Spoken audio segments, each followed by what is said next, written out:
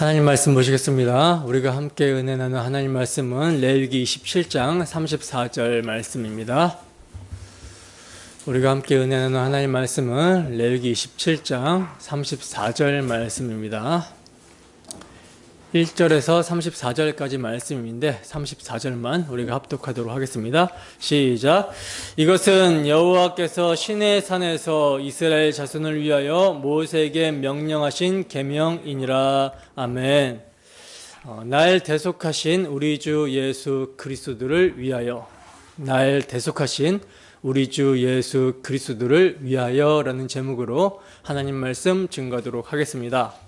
오늘은 레위기 마지막 시간입니다. 사실 우리가 지난 시간에 살펴본 레위기 26장이 결론이거든요. 26장은 아브라함과 이삭과 야곱에게 세워주신 메시아 언약을 잊지 않고 반드시 기억해야 된다라고 하는 권고가 그 내용이었고요. 이를 기억하게 하기 위해서 레위기는 시내산에서 모세를 통하여 세우신 규례와 법도와 율법으로 주어졌다라고 이를 결론으로 말씀을 하고 있었죠. 따라서 지난 시간에 살펴본 레위기 26장으로 맞춰도 이상할 것이 전혀 없어요. 전혀 없는데 성령께서는요, 오늘 우리가 살펴볼 레위기 27장을 마지막 장으로 부연하고 있다라는 사실입니다. 그러면 왜 성령께서는 27장을 부연으로 기록을 하고 있는 것일까요? 오늘 본문을 참고하여 보면 중심점이 여호와께 드리는 서원에 대한 규례임을 보게 되거든요. 여러분, 서원이 무슨 뜻입니까? 서원이 뭐예요? 서원은 맹세하다, 헌신하다라는 뜻이죠. 근데 여러분, 사람들이 왜 서원을 하게 될까요? 보통 왜 서원을 하죠? 보통 사람과 사람 사이에 서원을 할 때는요, 사람들이 자기의 말을 믿어주지 않을 때 자기 존재를 입증하고 증명하고자 자기보다 높은 사람을 두고 서원하고 맹세를 합니다. 그리고 신에게 서원할 때는요, 자기가 이루고 싶은 어떤 꿈이나 야망이 있을 때 이것을 신이 이루어주면 내가 이렇게 신에게 헌신하겠습니다 라고 하는 일종의 거래로 서원을 해요. 이게 바로 인간의 종교성이고 죄성입니다. 그러나 오늘 본문에서 기록하고 있는 서원에 대한 규례는 이러한 인간들의 종교성에 대한 내용을 말씀하고 있는 것이 아니겠죠. 그럼 어떠한 의미로 말씀하고 있는가? 여러분, 잘 생각해 보세요. 우리는 지난주에 레위기 26장에서 그들과 세운 언약을 폐하지 아니하며 그들의 조상과 맺은 언약을 그들을 위하여 기억하리라, 나는 여호와니라 하는 말씀으로 총 결론에 이르게 되었습니다. 그리고 이 이면의 의미는 자기 언약에 신실하신 하나님께서는 어린 양의 피, 우리 주 예수 그리스도의 피로 구속하신 자기 백성을 그들이 범죄하였을지라도 사랑하는 자식을 징계하듯이 징계하시며 반드시 돌이키게 하시겠다, 그들을 버리지 않고 끝까지 사랑하시겠다라고 하는 의미였어요. 그리고 이어서 부연되는 27장이 그 여호와 하나님께 대한 서원에 대한 규례입니다. 그렇다면 이것은 분명한 것이죠. 여러분, 레위기는요, 하나님이 시내산에서 이스라엘 백성들에게 주신 규례와 법도와 율법과 계명입니다. 규례, 법도, 율법, 계명 다르게 표현하고 있으나 이면의 내용은 똑같아요. 무엇입니까? 하나님 사랑, 이웃 사랑입니다. 즉 사랑을 나타내어 자기 백성을 그들의 죄에서 구원하실 예수 그리스도의 인격과 십자가 대속 사역을 계시하고 있는 거예요. 그래서 시내산에서 이스라엘 백성들에게 주어지는 규례와 법도, 율법과 계명은 아브라함과 이삭과 야곱에게 맹세로 세워주신 메시아 언약과 반대되는 것이 아니라 이를 기억하게 하기 위해서 여러 부분과 모양, 상징, 예표, 그림자로 주어졌던 거라는 거예요. 즉 하나님께서 자기 아들을 통해 이루어 주실 은혜의 복음을 설명하고 계시하고 있었던 것입니다. 그렇기 때문에 이를 듣고 깨닫고 믿게 된 자라면 그 마음에 하나님에 대한 사랑이 새겨지게 되는 거예요. 우리의 죄의 비참함을 알게 되었고 그럼에도 불구하고 당신의 아들을 내어주시기까지 죄인인 우리를 사랑하신 하나님 아버지의 마음을 진정 알게 되었다면 자기 중심적인 죄된 삶에서 돌이켜 주를 위해 살고자 하는, 주를 사랑하는 마음이 생기게 되는 것입니다. 마땅한 거죠. 오늘 본문은 이를 기록하고 있는 거예요. 그렇다면 오늘 본문 27장의 서원이라는 주제가 신약의 성도들에게는 어떻게 적용이 되는가? 로마서 14장 7절에서 9절 말씀입니다. 함께 읽습니다. 시작. 우리 중에 누구든지 자기를 위하여 사는 자가 없고 자기를 위하여 죽는 자도 없도다. 우리가 살아도 주를 위하여 살고 죽어도 주를 위하여 죽나니 그러므로 사나 죽으나 우리가 주의 것이로다. 이를 위하여 그리스도께서 죽었다가 다시 살아나셨으니 곧 죽은 자와 산 자의 주가 되려 하심이라. 아멘. 여러분, 바로 이것이 서원의 삶이라는 것입니다. 바울 사도가 로마서 1장부터 11장까지를 통해서 증언한 복음을 깨달은 자라면, 그리고 그동안 레기 강해를 통해서 신령한 의미를 깨달은 자라면 필연적으로 도달하게 되는 결론은요, 자신을 주께 드리기를 원하는 서원이어야 함이 마땅하다라는 것이죠.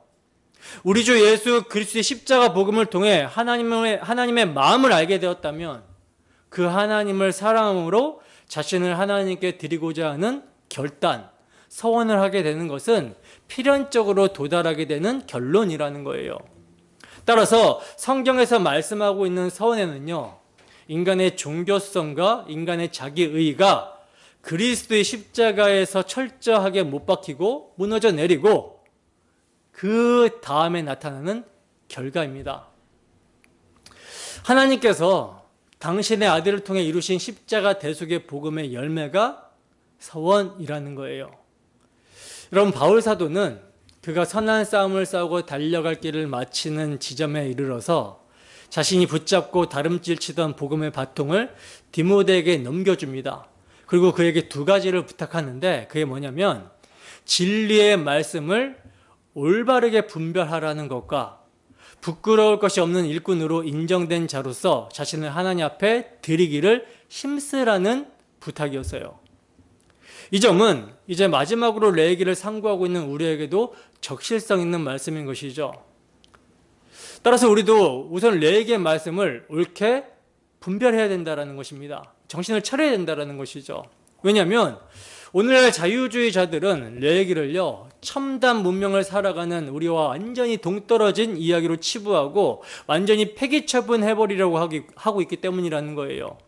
레위기의 핵심 교리인 구속교리, 이 구속교리를 도살장 신학이라고 조롱하면서 거기서 인간이 받을 수 있는 교훈만 받자고 주장하고 있기 때문이라는 것입니다. 그러나 우리는 누가 뭐라고 해도 레위기의 핵심 교리인 구속 교리를 사수해야 되는 거예요. 자, 그리고 둘째로는요, 구속 교리로 말미암아 하나님의 사랑을 바르게 알게 된 자로서 우리 자신을 여호와께 드리기로 서원, 헌신해야 한다라는 것입니다. 바울 사도의 표현대로 부끄러울 것이 없는 일꾼으로 인정된 자로서 자신을 하나님 앞에 드리기를 힘써야 한다라는 거예요. 여러분, 우리가 어떻게 부끄러울 것이 없는 일꾼으로 인정될 수가 있습니까? 그것은 예수 그리스도의 희생의 피를 믿는 믿음으로. 이 믿음 말고는 우리가 부끄러울 수밖에 없는 것이죠. 그러나 예수 그리스도의 희생의 피를 믿는 믿음을 나타날 때 부끄러울 것이 없는 일꾼으로 하나님께 드리게 되는 거예요. 때문에 우리는요, 그 무엇보다도 가장 우선시해야 되는 것은 예수 그리스도를 아는 은혜에 자라가야 된다라는 것입니다. 그 은혜를 알아가면 알아갈수록 예수 그리스도의 십자가는 우리에게 자랑이 되며 예수님은 우리의 삶의 이유와 목적이 되는 것입니다.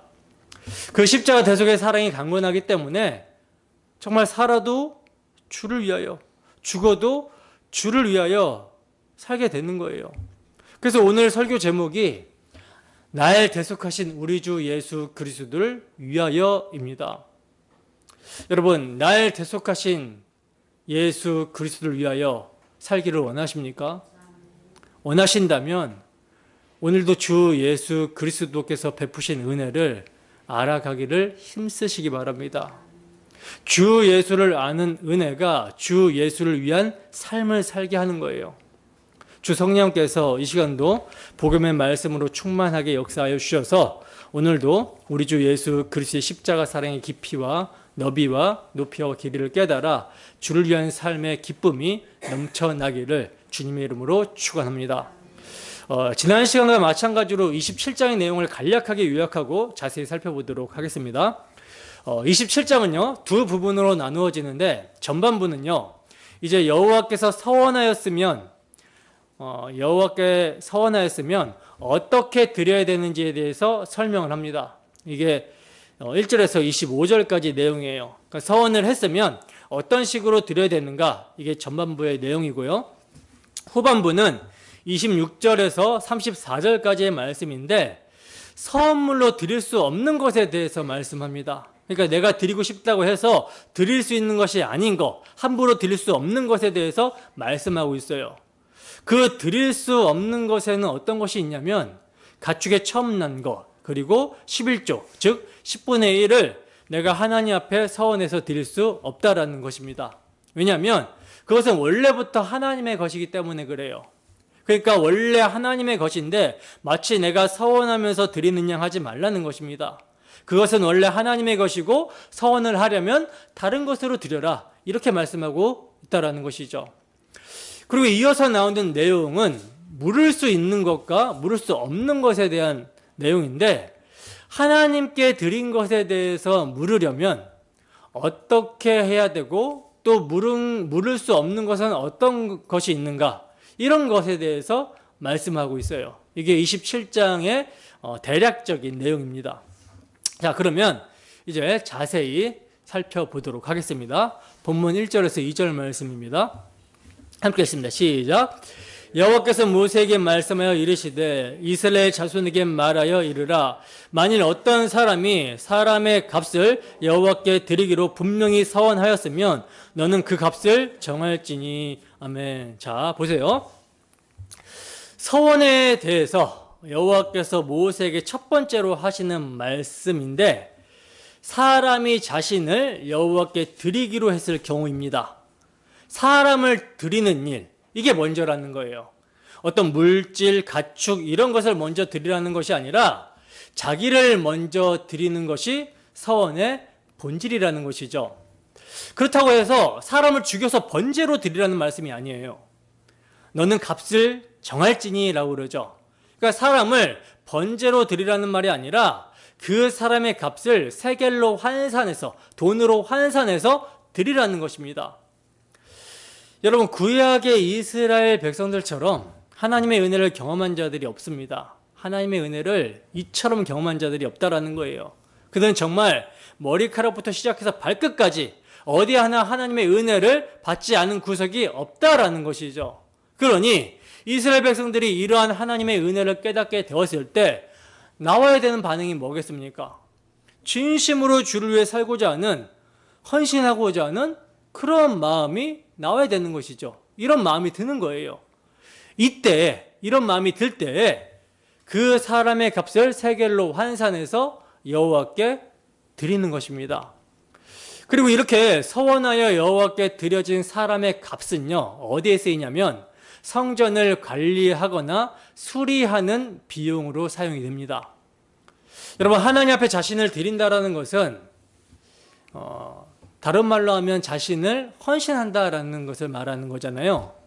근데 이스라엘 백성들에게 있어서 하나님 앞에 자신을 드린다라는 거, 헌신한다라는 것은요, 하나님의 임재의 처소인 성전에 헌신하는, 성전 중심의 신앙을 나타내는 거거든요. 왜냐하면 성전이란 하나님이 그들의 죄를 사하고 함께 해 주시겠다라고 하는 언약을 상징하고 있기 때문입니다. 그래서 이스라엘 백성들에게 있어서 성전이 없으면 이건 죽은 목숨과 같은 거예요. 하나님을 만나지 못한다면 이스라엘은 이스라엘로서 가치가 없는 것입니다. 따라서 이스라엘의 모든 헌신은 성전을 위한 것이어야 한다라는 거예요. 근데 이들이 하나님의 일을 하기 위해서, 즉 성전을 위해 헌신하고자 해도, 이를 위해서 자신을 드리고자 해도, 자신을 드리고 싶어도 당시에는 이스라엘 지파의 장자들을 대신해서 레위 지파 전체가 하나님께 드려졌었고, 그래서 그들이 이스라엘 전체를 대표해서 성전에서 수종을 들고 봉사를 하고 있었어요. 때문에 정말 하나님이 베풀어 주신 은혜를 깨닫고 그 은혜에 감사해서 하나님을 위해 살고자 하는 자들에게, 서원하는 자들에게, 그들을 대신해서 성전에서 봉사하는 자들이 더욱 하나님의 일에 헌신할 수 있도록 선한 자들의 나이에 따라 그 값을 세겔로 환산해서 드리라고 했던 것입니다. 그래야 이를 성전을 관리하는 비용 등으로 사용했던 거예요. 그러니까 하나님의 백성은 자신의 값이 오직 성전을 위해서 드려져야 된다라는 것을 이때부터 배우게 된 것입니다. 자, 그러면 사람의 값을 어떻게 환산하는지를 살펴보겠습니다. 본문 3절에서 7절 말씀 함께 했습니다. 시작.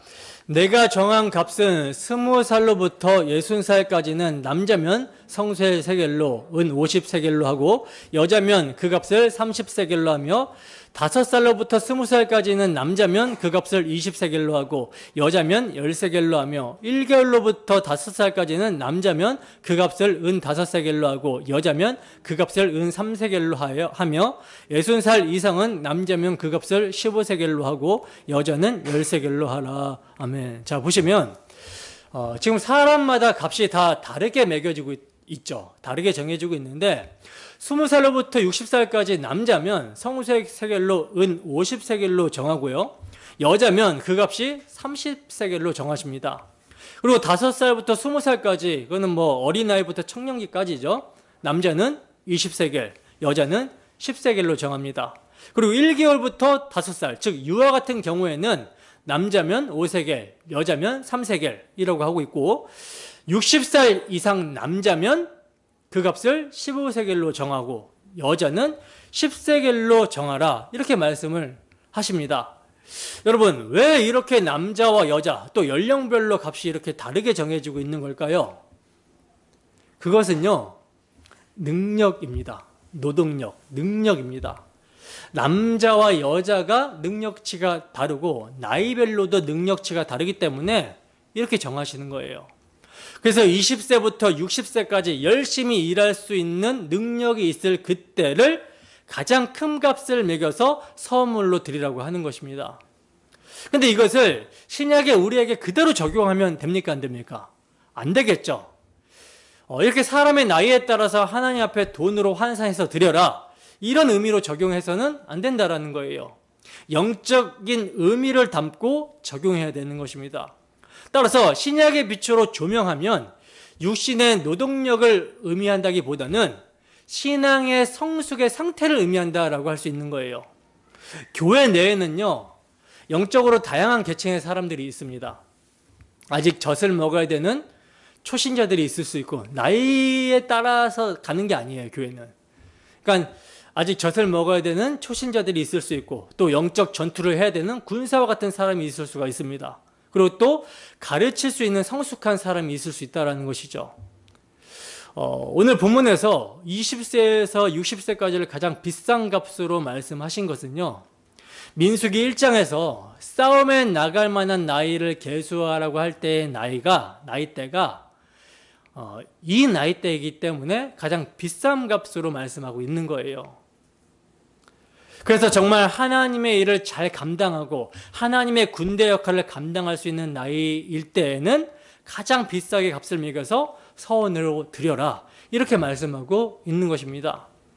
근데 분명한 것은요, 이렇게 믿음의 분량에는 능력이 차이가 있다 할지라도 공통적으로는 이 사람들은 다 하나님의 식솔들, 하나님의 가문이고 하나님의 자녀들이라는 거예요.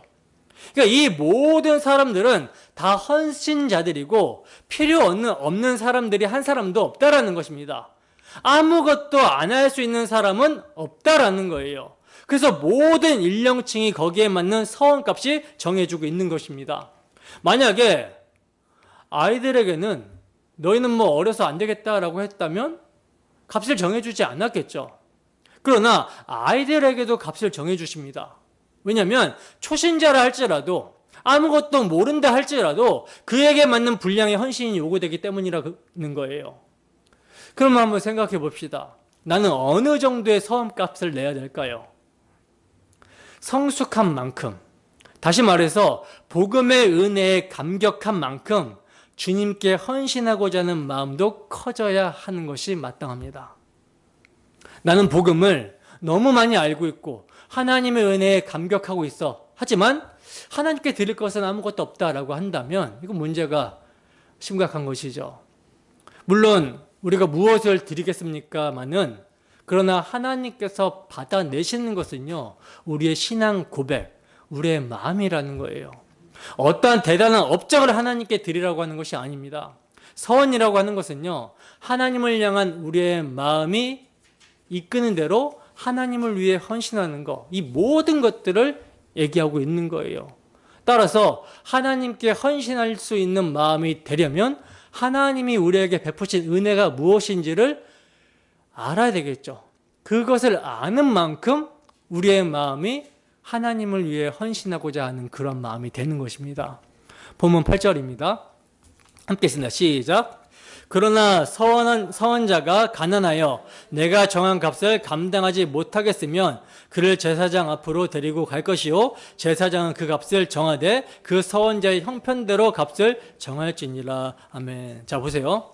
서원자가 가난해서 정해준 값을 감당하지 못하면 서원자의 형편대로 제사장이 값을 정해주라고 말씀을 하고 있는데, 이것은 여러분 하나님의 긍휼이 여기심이 나타나고 있는 것이죠.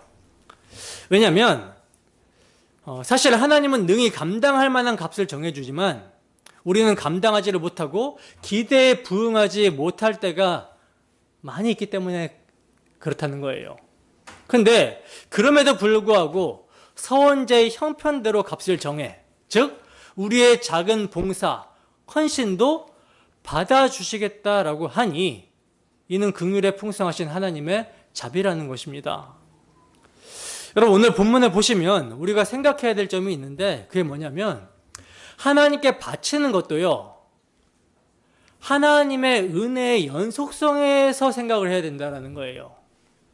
그러니까 하나님께 무엇을 받은 것만이 은혜가 아니라, 우리가 하나님께 무엇을 받은 것만이 은혜가 아니라 우리가 하나님께 도로 바치는 것도 역시 은혜라는 것입니다. 너무나 큰 은혜를 받았기 때문에, 그리고 모든 것이 나의 것이 아니라 주께로부터 은혜로 주어진 것이기 때문에 이것을 도로 주님께 드려도 아까울 것이 없는 것입니다. 그래서 늘 제가 하는 말이 뭡니까? 우리 주 예수 그리스도의 은혜를 알지 못하고 종교성으로 헌신하지 말라고 하는 거예요. 우리 주 예수 그리스도의 십자가 대속의 의미를 모르고 하는 헌신, 연보, 봉사, 이런 것들을 무의미한 것입니다. 여러분, 연보는요, 내 것을 드리는 것이 아니에요. 감사함으로 주께 받은 것을 주께 다시 돌려드리는 것입니다. 그러나 그렇지 않고 내 것인 것 마냥 아까운 마음으로 바치는 것은요, 하나님께서 그 마음을 받지 않으십니다. 여러분, 하나님은 세상에 썩어질 것들, 인간이 생명이라고 가치라고 하는 것들을 받지 않으세요.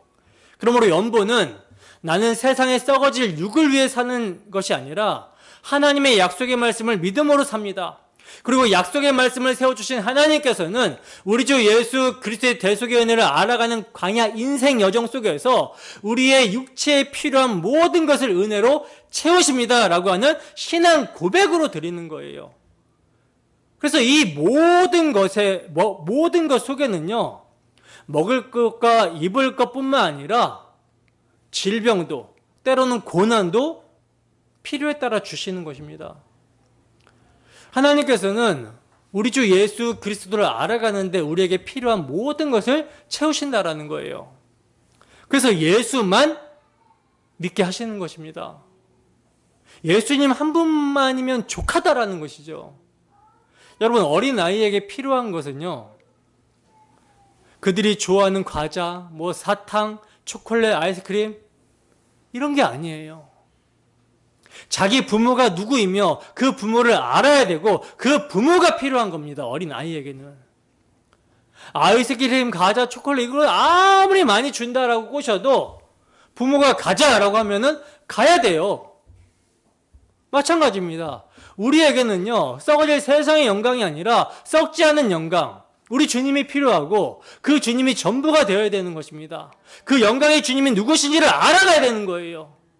그 희생을 알고 철이 들어가야 된다는 것이죠.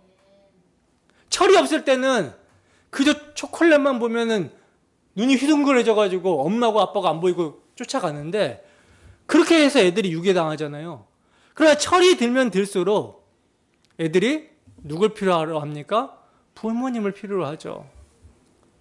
따라서 우리는요, 그 희생을 알고 은혜를 알고 철이 들어가야 되는 것입니다. 그리하여 주 예수를 더욱더 사랑해야 되는 거예요. 그래서 예수님이 가자라고 하면 들고 있는 사탕, 초콜릿, 아이스크림 다 버리고 예수님을 따라야 되는 것입니다. 여러분, 기독교의 신앙생활은요, 사랑이에요. 사랑. 사랑을 받고 사랑을 하는 것.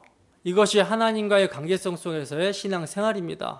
하나님은 자신의 사랑을 아들의 십자가로 나타내 보이시면서 사랑 없는 우리의 마음에 당신의 사랑을 성령으로 말미암아 새기셨어요. 그리고 하나님은 당신이 우리 안에 새기신 그 사랑을 우리에게 찾으시는 것입니다. 예수 그리스도, 내 아들이 흘린 피가 너희에게 있는가? 그거 있는가? 그거 아는가? 찾으신다라는 거예요. 근데 우리가 엉뚱한 거에 마음을 빼앗기고 있으면, 엉뚱한 것을 사랑하고 있으면 되겠습니까? 여러분, 사랑을 하게 되면요, 사랑하는 사람을 위해서 자기의 모든 것을 주어도 아깝지 않습니다. 인간의 유한한 사랑도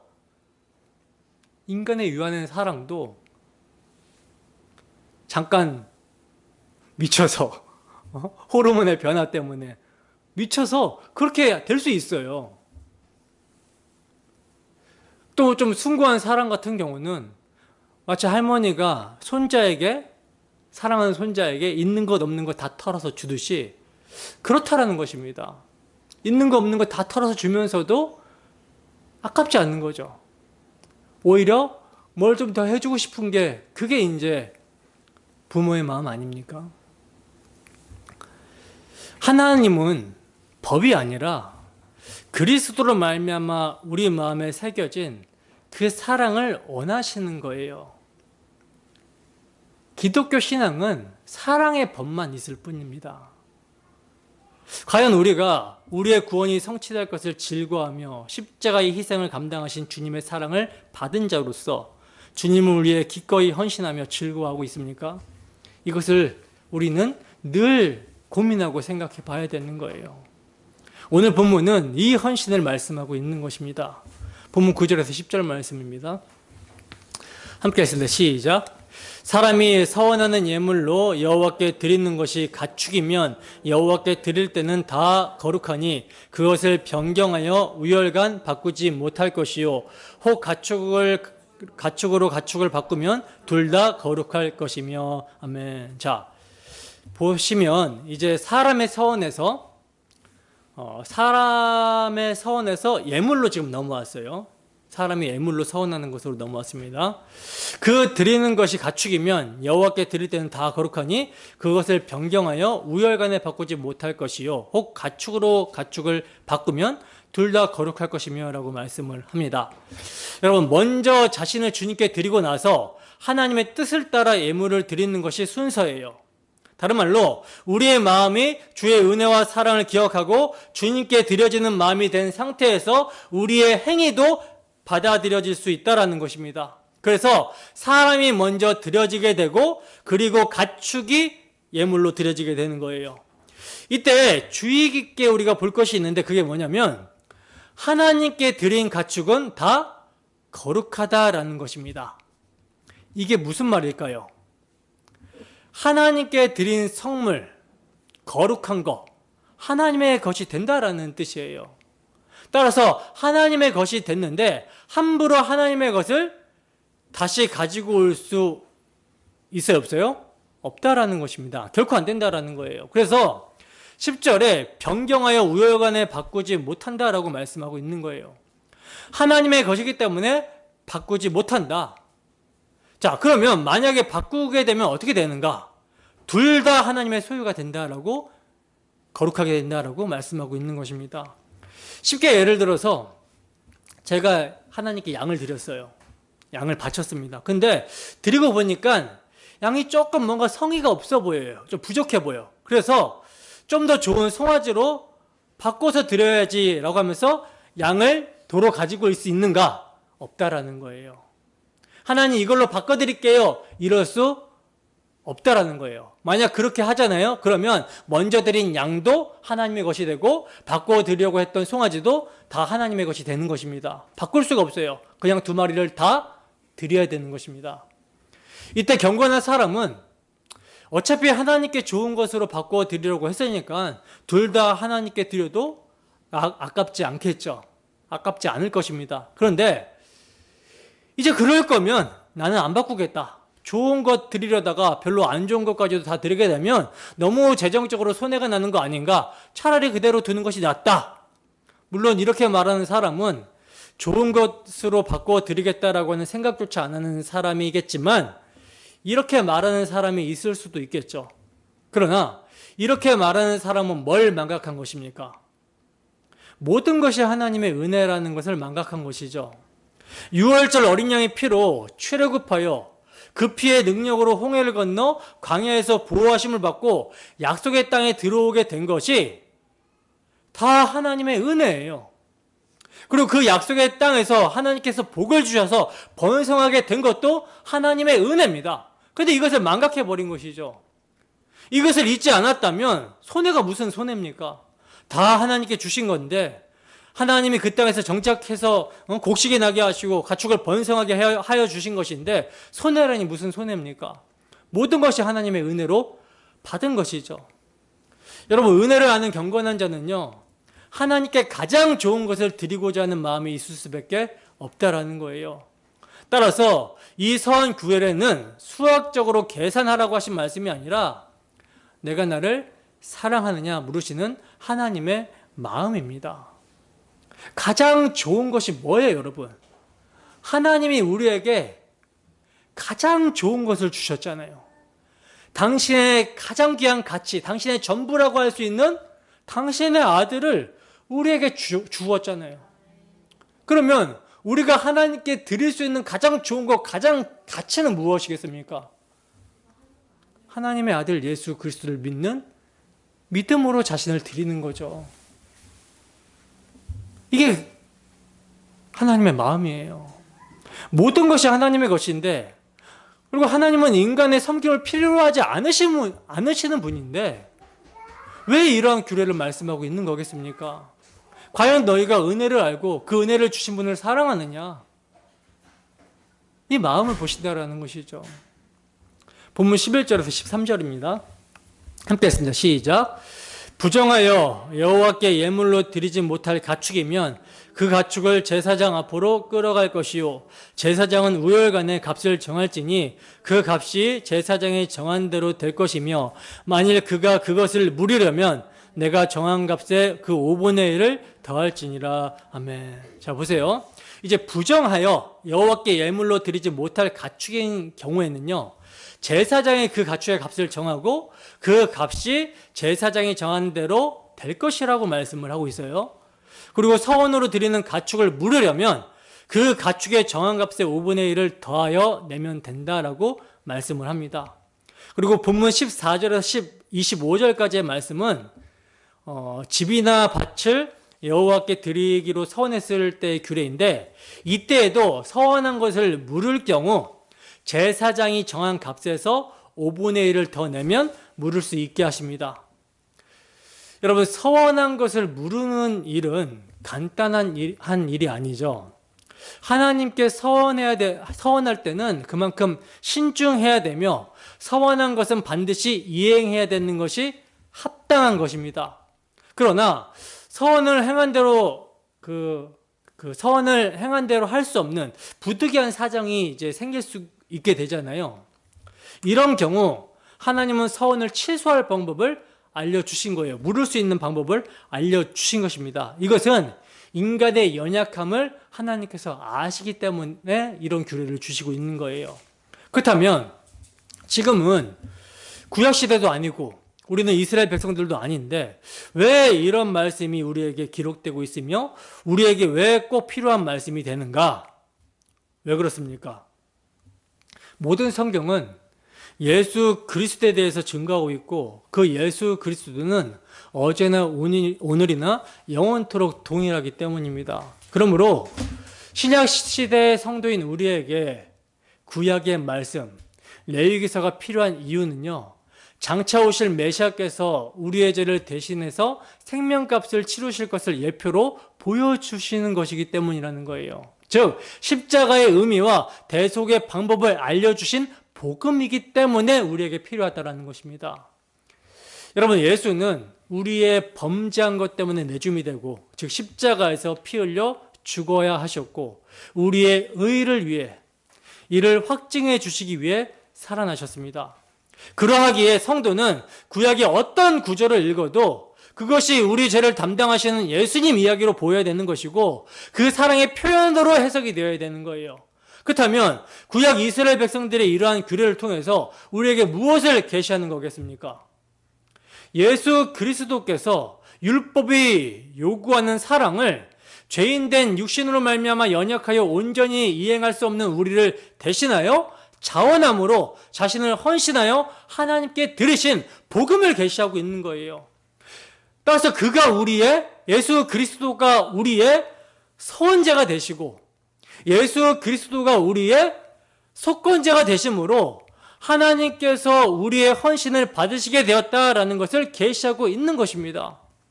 그리고 이제 이를 알게 된 자에게 이 예수 그리스도가 우리의 서원제가 되고 자원제가 되고 예수 그리스도가 우리의 속건제가 돼서 하나님의 모든 하나님으로부터 잃어버린 모든 기업의 값을 그의 피로 대속하셨고 속량하셨다라고 하는 이 은혜를 알게 된 자에게서 뭐가 나오냐면 진짜 자원하는 헌신, 자원하는 서원제가 나타나게 되는 거예요. 이게 원리입니다.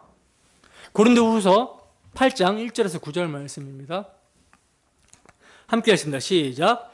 형제들아, 하나님께서 마게도냐 교회들에게 주신 은혜를 우리가 너희에게 알리노니 환난의 많은 시련 가운데서 그들의 넘치는 기쁨과 극심한 가난이 그들의 연보와 풍성한 연보를 넘치도록 하게 하였느니라. 내가 증언하노니 그들이 힘대로 할 뿐 아니라 힘에 지나도록 자원하여 이 은혜와 성도 섬기는 일에 참여함에 대하여 우리에게 간절히 구하니 우리가 바라던 것뿐만 아니라 그들이 먼저 자신을 주께 드리고 또 하나님의 뜻을 따라 우리에게 주었도다. 그러므로 우리가 디도를 권하여 그가 이미 너희 가운데서 시작하였은즉 이 은혜를 그대로 성취하게 하라 하였노라. 오직 너희는 믿음과 말과 지식과 모든 간절함과 우리를 사랑하는 이 모든 일에 풍성한 것 같이 이 은혜에도 풍성하게 할지니라. 내가 명령으로 하는 말이 아니요 오직 다른 이들의 간절함을 가지고 너희의 사랑의 진실함을 증명하고자 함이로라. 우리 주 예수 그리스도의 은혜를 너희가 알거니와 부유하신 이로써 너희를 위하여 가난하게 되심은 그의 가난함으로 말미암아 너희를 부유하게 하려 하심이라. 아멘. 여러분, 온전한 서원 예물, 자원 예물이 되시는 그리스도의 은혜를 알고 그분 안에 있는 자의 헌신의 모습이 어떻게 나타나고 있죠? 자원과 감사와 기쁨으로 나타나고 있죠. 그 감사가 얼마나 넘쳤는지 많은 환난의 어려움과 정말 극심한 가난 가운데서도 예루살렘 교회가 어렵다고 하니까, 기근으로 인해서 어렵다고 하니까 넘치는 기쁨 가운데 감사로 하였다라는 거예요. 어떻게 여러분 이러한 일이 있을 수가 있습니까? 어떻게 이런 일이 일어난 것이죠? 이러한 일은요, 하나님의 은혜가 아니고서는 말할 수 없는 내용이며 그 은혜란 그들이 예수님을 믿게 된 것입니다. 예수님께서 부유하신 분으로서 가난하게 되심은 모든 사람을 부유하게 하시기 위한 것이라고 말씀을 하고 있죠. 그 가난해지심이 하늘 보좌를 버리시고 종의 모습으로 십자가의 대속의 피를 흘리시기까지 섬기신 거예요. 그 십자가로 우리에게 자신의 살과 피를 주시는 것이 예수님의 연보였던 것입니다. 따라서 예수님의 그 연보를 받은 자들이 자신들이 받은 죄사함과 영생의 기쁨을 연보로 나타내는 거예요. 그러므로 연보라는 돈을 드리는 것이 아니라 은혜를 드렸다라고 하는 것입니다. 그리고 그들의 사랑을 증명하는 것이라고 얘기를 하고 있는 거예요. 바로 레위기는요, 이 이야기를 하고 있는 것입니다. 계속해서 이제 후반부를 보겠습니다. 본문 26절입니다.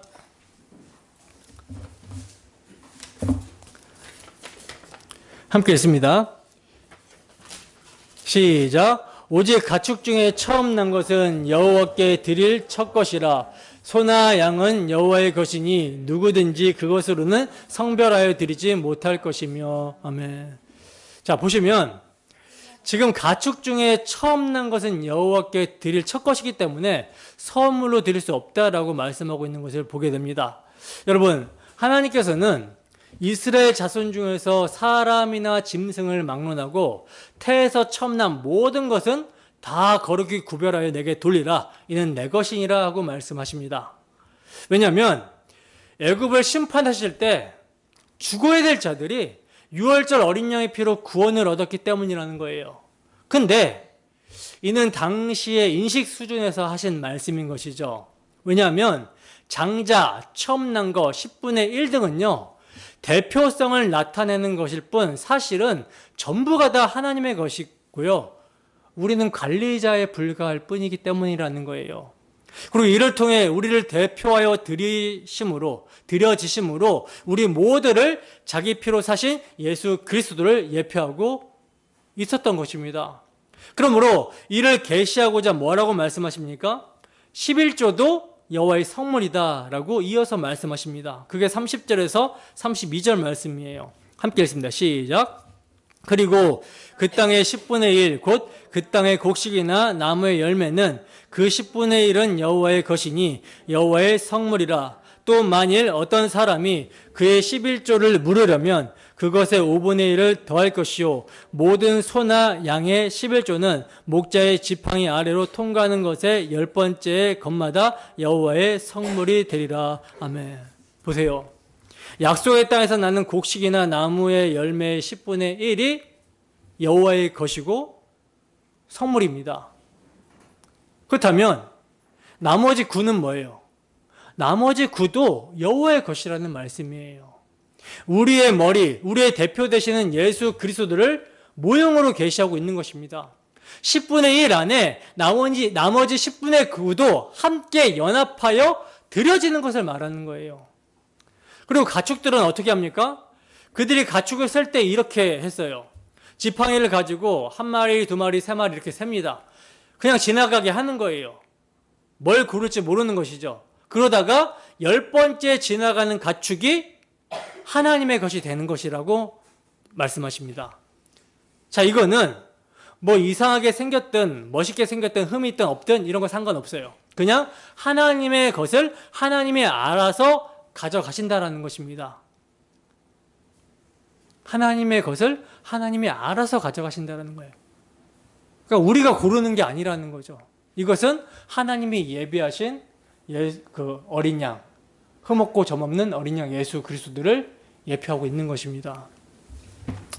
그리고 이제 본문 28절에서 29절 말씀입니다.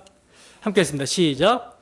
어떤 사람이 자기 소유 중에서 오직 여호와께 온전히 바친 팔지도 못하고 무르지도 못하나니 바친 것은 다 여호와께 지극히 거룩함이며 온전히 바쳐진 그 사람은 다시 무르지 못하나니 반드시 죽일지니라. 아멘.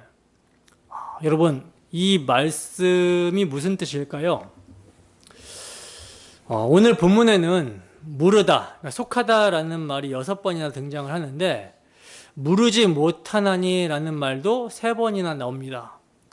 무른다라는 말은 자신이나 집, 밭 등을 드리고로 서원한 자가 정한 값을 지불하고 되찾는 것을 말하는 것이고 11조도 사실은 물을 수가 있었어요. 그런데 온전히 바쳐진 것은요, 온전히 바쳐진 것은 값을 주고 물을 수가 없다라고 하시는 것입니다. 여기서 중요한 표현이 온전히 바쳐진 것이라는 표현인데, 온전히 바쳐진이라는 말이 지금 두 번이나 반복이 되고 있죠. 이 표현은 두 가지 의미를 지니고 있습니다. 첫 번째 의미는요, 헤렘이라는 뜻이에요. 저주받은 거, 없애기 위해 바쳐진 것이라는 뜻입니다. 즉 하나님의 공의를 위해서 살려둘 수 없는 것을 가리켜서 온전히 바쳐진 것이라고 하는 거예요. 하나님의 공의를 거스르는 죄를 지은 사람은요, 하나님께 온전히 바쳐져야지만이, 즉 죄의 삭은 사망이라는 죽임을 당해야지만이 하나님의 공의가 드러나게 되기 때문이라는 것입니다. 예를 들어 여호수아가 하나님의 것을 도둑질한 아간에게 이스라엘의 하나님 여호와께 영광을 돌리라고 그러죠. 여러분, 하나님의 금령을 범하여 그 죄에 대한 진노를 온 백성에게 미치게 한 아간이 하나님께 영광을 돌릴 수 있는 방도가 뭐겠습니까? 하나님께 온전히 바쳐지는 일, 즉 공의를 위하여 죽임을 당하는 거예요. 그래서 그와 그의 가족들이 하나님께 심판을 받아 돌로 쳐 죽임을 당하자 이스라엘에게 미친 하나님의 죄에 대한 진노가 그치게 되는 것을 보게 됩니다. 그곳의 이름을 아골골짜기라고 그러죠. 괴로움, 근심의 골짜기라는 뜻이에요. 이처럼 하나님의 공의를 위해서 온전히 바쳐진 그 사람은, 가축은, 예물은, 밭은, 기업은 다시 무르지 못하나니 반드시 죽일지니라 하시는 것입니다. 그리고 둘째로 어떤 의미가 있냐면, 온전히 바쳐진 사람이란 나실인을 의미합니다. 나실인.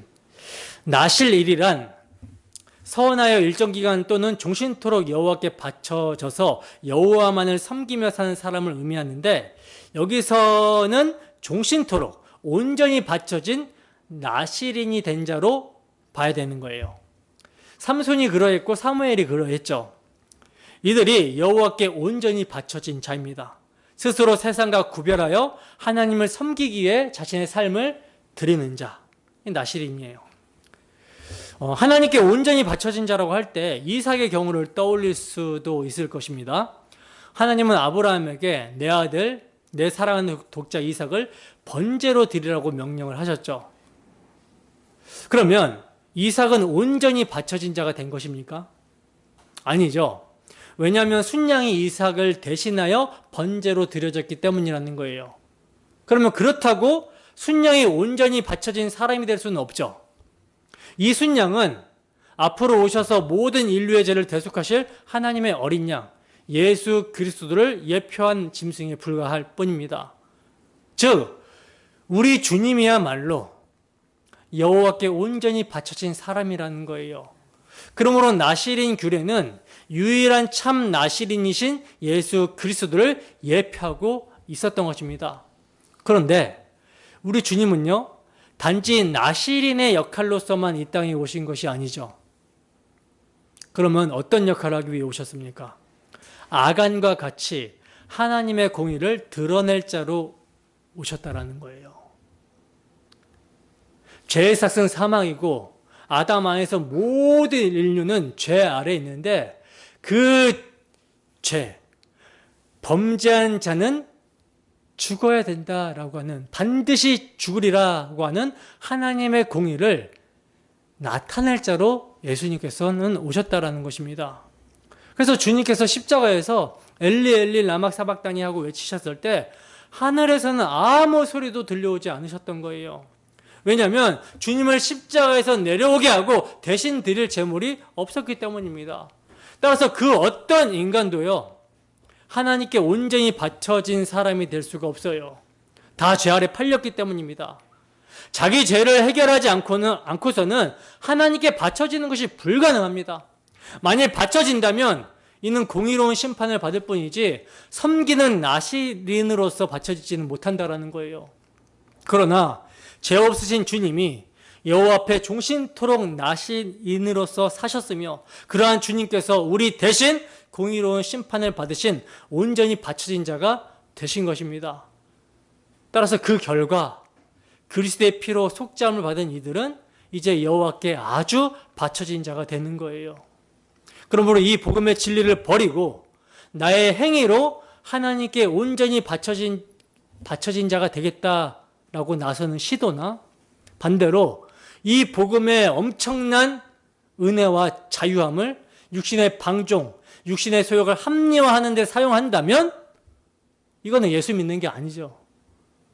아간과 같이 죽임을 당할 수밖에 없는 것입니다. 그래서 히브리서 기자는 이렇게 경고하고 있는 거예요. 우리가 진리를 아는 지식을 받은 후 짐짓 죄를 범한 즉 다시 속죄하는 제사가 없고 오직 무서운 마음으로 심판을 기다리는 것과 대적하는 자를 태울 맹렬한 불만 있으리라. 여러분, 우리 주님께서 아간과 같이 멸망당에 마땅한, 죽임당에 마땅한 우리를 대신해서 죽임을 당하심으로 하나님의 백성들에게 미치는 진노가 그치게 하셨습니다. 영원한 속죄이기 때문에 자신의 완악함을 깨닫고 우리가 그 주님을 믿을 때 진노는 넘어가고 하나님과의 관계는 회복되게 되는 거예요. 그런데 이 하나님의 은혜를 받은 자가 계속해서 마음을 완악하게 한다면 어떻게 되겠습니까? 끝까지 완악하게 한다면 어떻게 되겠어요? 이건 처음부터 예수 믿은 게 아니라고 밖에 볼 수 없겠죠. 그러니까 정신을 우리는 똑바로 차려야 되고 늘 우리의 마음의 완악함의 상태를 점검함으로 예수의 피를 적용해야 되는 거예요. 그리고 순종함으로 나아가야 되는 것입니다. 하나님께서는 이러한 우리의 죄에 대한 진노를 대신 담당하시고 소망의 문을 열어주실 것을 호세아 선지자에게 이렇게 말씀해 주십니다. 호세아서 2장 15절 말씀 함께 했습니다. 시작. 거기서 비로소 그의 포도원을 그에게 주고 악을 골짜기로 소망의 문을 삼아 주리니 그가 거기서 응대하기를 어렸을 때와 애굽 땅에서 올라오던 날과 같이 하리라. 아멘. 즉 자신이 아간처럼 죽임당에 마땅한 죄인이라는 사실을 깨닫고 십자가의 그리스도를 영접하는 순간이 바로 소망의 문으로 들어가는 시점인 거예요. 이때가 바로 우리 주님과 함께 십자가에 못 박히는 시점이며 부활의 주와 함께 다시 사는 시점이라는 것입니다. 그러므로 골고다 십자가 언덕이 우리에게 소망의 문으로 다가온 것입니다. 이렇게 십자가를 의지하며 설 때에 주님께서는 호세아를 통해서 이렇게 약속해 주십니다. 호세아서 2장 19절에서 20절 말씀 함께 했습니다. 시작. 내가 내게 장가들어 영원히 살되 공의와 정의와 은총과 긍휼이 여김으로 내게 장가들며 진실함으로 내게 장가들리니 내가 여호와를 알리라. 아멘. 여러분 3번씩이나 내게 장가들리라 하십니다. 우리를 신부로 주님의 몸으로 받아주신다라는 거예요. 이게 얼마나 큰 은혜입니까? 참으로 사람이 무엇이기에 주께서 그를 생각하시며 인자가 무엇이기에 주께서 그를 돌보시나이까 라고 하는 시편 기자의 말씀이 떠오르게 됩니다. 여러분 우리는 그 십자가의 문을 통과하여 하나님께 온전히 바쳐진 나실인으로 살아갈 수 있게 되었습니다. 그러므로 주님께 온전히 바쳐진 삶을 살아가야 함이 마땅한 거라는 거예요. 그래서 바울 사도는 이렇게 말씀하고 있는 것입니다. 고린도전서 6장 19절 하반절에서 20절 말씀 함께 읽습니다. 시작. 너희는 너희 자신의 것이 아니라 값으로 산 것이 되었으니 그런즉 너희 몸으로 하나님께 영광을 돌리라. 아멘. 주님이 자신을 11조로 여호와 앞에 드리셨다면 10의 구조인 우리들도 주님 안에서 드려지게 된 거라는 것입니다. 이제 우리는 심판으로 죽임을 당하는 것이 아니라 그의 나라와 그의 의를 위하여 목숨을 내어놓을 수 있는 자들이 되었다라는 거예요. 우리의 것이 아닙니다. 이제 우리는 주님의 것이라는 거예요. 그래서 이제 내 맘대로 살아갈 수 없어요. 옛사람의 소욕대로 살아갈 수 있는 것이 아니라 이제는 주님의 신부요 주님의 몸된 자로서 주님의 뜻대로 우리가 살아가게 되는 것입니다. 이것이 우리의 믿음을 나타내는 것이죠. 그리고 이것이 우리가 주 예수의 피를 믿는다라는 증거인 것이죠. 근데 자꾸 육신의 소욕대로 완악하게 나가면 되겠습니까? 안 된다라는 거예요. 돌이켜 회개하고 주님이 우리에게 베푸신 은혜를 기억하고 돌이켜야 되는 것입니다. 사실 우리는 이러한 주님의 엄청난 은혜를 받았음에도 불구하고 주님의 것이 되었다라고 하는데도 자꾸 주님의 것이 아닌 양, 내 인생은 내 것인 양, 내 마음대로 살려고 그러한 성향을 보일 때가 많아요. 이게 육의 소욕이죠. 몸의 구속이 일어나지 않았기 때문에 계속해서 주님 다시 오실 때까지 계속해서 우리에게 이런 모습이 나타나게 됩니다. 근데 이러할 때 어떻게 해야 됩니까? 이러한 완악함을 깨닫는 게 은혜라는 거예요. 깨닫고 회개하고 돌이켜서 말씀대로 순종하여 살아갈 수 있는 것이 은혜라는 것입니다. 근데 계속 고집부리면 되겠습니까? 계속 고집부리고 완악함의 끝은 그것은 그가 예수를 믿지 않았다라는 것을 스스로 증명하는 것이 되는 거예요. 이 은혜를 아는 자들은요, 이 복음의 은혜를 아는 자들은 바울 사도와 같이 이렇게 고백하게 되는 것입니다. 사도행전 20장 24절 말씀입니다. 함께 읽습니다. 시작. 내가 달려갈 길과 주 예수께 받은 사명 곧 하나님의 은혜의 복음을 증언하는 일을 마치려 하면은 나의 생명조차 조금도 귀한 것으로 여기지 아니하노라. 너무나 엄청난 은혜를 받았습니다. 그 하나님의 은혜의 복음을 나의 삶에 나타내는 게 우리의 사명이에요. 이것을 나타내는 데 있어서는 우리의 생명도 조금이라도 귀한 것으로 여기지 않는 것이 그리스도인에게 합당한 자세이며 올바른 모습이라는 것입니다. 죄가 더한 것에 은혜가 넘치잖아요. 우리의 연약함과 부족함을 알면 알수록, 깨달으면 깨달을수록 이러한 연약한 자를 구속하신 주님의 은혜, 끝까지 사랑하신다라는 주님의 은혜가 우리에게 넘쳐납니다. 그래서 주를 위해서 목숨을 바친다 하더라도 이 목숨 아깝지 않습니다라는 고백이 진실로 예수 믿는 자들의 고백이라는 것입니다. 바울 사도는요, 갈라디아 교인들에게 이와 같이 고백합니다. 갈라디아서 2장 20절 함께 읽습니다. 시작. 내가 그리스도와 함께 십자가에 못 박혔나니 그런즉 이제는 내가 사는 것이 아니요 오직 내 안에 그리스도께서 사시는 것이라.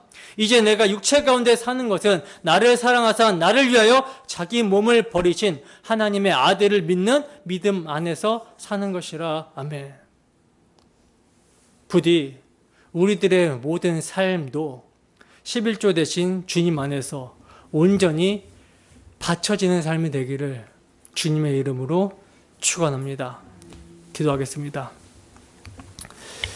사랑이 많으신 하나님 아버지,